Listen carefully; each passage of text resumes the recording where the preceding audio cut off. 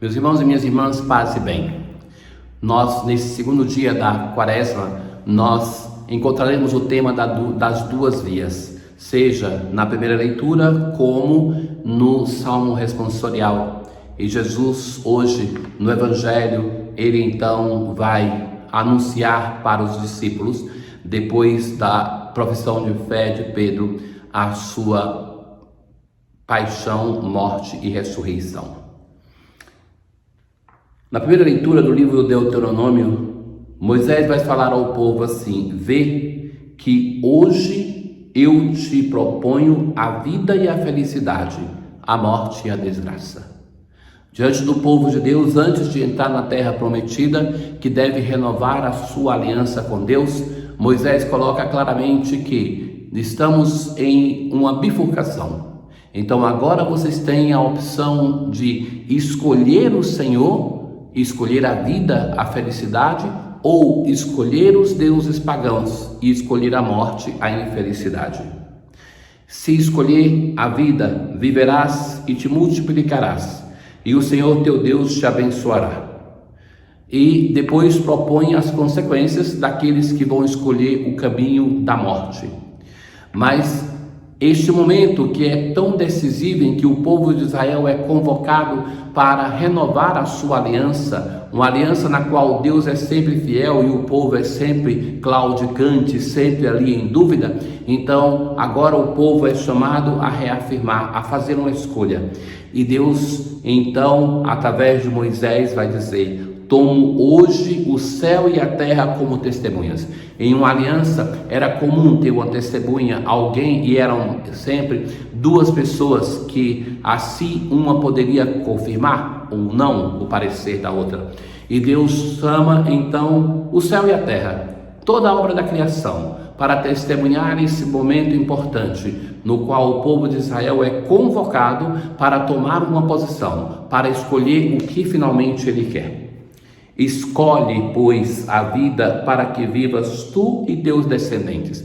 É interessante isto, que coloca diante do povo uma opção, a vida e a morte, mas para Deus não é indiferente o que nós escolhemos. Não é indiferente para Deus que nós vamos para o céu ou para o inferno. Ele nos criou para o céu, nos criou para a vida, para a felicidade. Então agora vem a insistência, o conselho do coração de pai de Moisés. Escolhe, pois, a vida para que vivas tu e teus descendentes, amando ao Senhor teu Deus, obedecendo a sua voz e apegando-te a Ele, pois Ele é a tua vida e prolonga os teus dias, a fim de que habites na terra que o Senhor jurou dar a teus pais, Abraão, Isaque e Jacó. Então, a exortação que se faz é aquela: escolhe a vida. Nós estamos no caminho da quaresma e que nós, muitas vezes da nossa existência, nós temos que escolher entre coisas muito claras, que uma é aquela boa e a outra é aquela má. Uma é a vida, a outra é a morte. Em alguns momentos isso é muito claro, mas vai chegar um momento de clareza e que devemos fazer uma opção. Então, aqui está o Senhor que, antes do povo entrar na terra prometida, vai falar para ele tomar uma posição. E nós, quando nós estamos no início dessa quaresma, o Senhor vai estar dizendo para nós, que coloca diante de nós duas opções. Qual é a que nós queremos? Mas vai dizer: escolhe a vida, escolhe a felicidade, escolhe estar com o teu Deus. E é esse mesmo tema das duas vias que nós encontramos no primeiro salmo da palavra de Deus, que é o salmo responsorial de hoje. Feliz é todo aquele que não anda conforme os conselhos dos perversos. Beato, assim começa o saltério, que encontra seu prazer na lei de Deus e a medita dia e noite sem cessar. A lei de Deus, a palavra de Deus que deve estar na nossa boca, no nosso coração. Feliz é quem medita, quem segue os conselhos dessa palavra e não os conselhos dos perversos. Eis que ele é semelhante a uma árvore que à beira da torrente está plantada, que ali encontra água, que dá fruta e abundância. Eis que tudo que ele faz vai prosperar. Mas bem outra é a sorte do perverso. Ao contrário, são iguais à palha seca, não como a árvore que à beira da torrente está plantada, espalhada e dispersada pelo vento. Pois Deus vigia o caminho dos eleitos, mas a estrada dos malvados leva à morte. Então aqui se fala de novo do discurso das duas vias. Aquele que medita e escuta a palavra de Deus, que vai ser beato e feliz. E os perversos, aqueles que não escutam, não meditam a palavra de Deus, que têm uma vida infeliz. Porque Deus castiga? Não, porque a felicidade daquele que crê já está no fato de encontrar-se com seu Deus na palavra, e que vai mudando a vida, vai transformando a vida da pessoa. A aclamação do Evangelho de hoje, o versículo vai dizer, de Mateus capítulo 4, convertei-vos, nos diz o Senhor, está próximo o reino de Deus. É assim que começa a pregação de Jesus, e assim também é o apelo do Senhor no início da nossa quaresma. Diante de nós, já ouvimos na primeira leitura, já ouvimos no Salmo, estão dois caminhos, duas opções. Um só caminho leva à vida, um só caminho leva à felicidade, um só caminho leva ao Senhor. No Evangelho de hoje, como lhes dizia, o Senhor anuncia a sua paixão. É depois do episódio da profissão de fé de Pedro. E Jesus vai dizer assim, o Filho do Homem, esse título que Jesus gosta de aplicar a si mesmo, deve sofrer muito, ser rejeitado pelos anciãos, pelos sumos sacerdotes e doutores da lei. Então, um mestre que anuncia o seu sofrimento para os seus discípulos e vai dizer, deve sofrer muito. Deve por quê? Não é o dever porque foi enviado para isso, mas que ele tem a ideia daquilo que vai sofrer por causa da fidelidade ao projeto de Deus. Então é a humanidade que leva o Filho de Deus ao sofrimento, uma clareza que nós devemos ter sempre no nosso caminho de fé, para não imputar ao nosso Deus uma imagem terrível. É a humanidade que faz com que o Filho de Deus sofra, morra, e o Pai vai ressuscitar o seu Filho.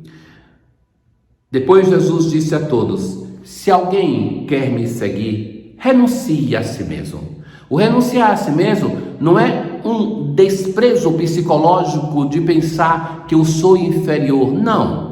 Devemos reconhecer que somos imagem e semelhança de Deus e que nisso temos a nossa dignidade. Somente quem sabe do seu valor aos olhos da fé é capaz de renunciar a si mesmo, porque quem não se valoriza não tem ao que renunciar. Então, a consciência de que nós somos grandes diante de Deus é que vai fazer que nós percebamos que é justamente por isso que eu devo ser capaz de colocar-me a serviço do meu irmão, da minha irmã, como fez o Senhor Jesus. Tome a sua cruz cada dia. Esse cada dia é somente no Evangelho de Lucas que a gente tem essa expressão.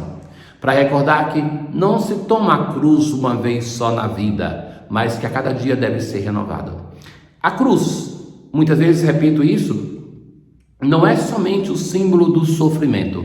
Não é que o cristão deve ser masoquista e buscar o sofrimento, mas o efeito colateral do amor. Quem ama, carrega a cruz pelos outros.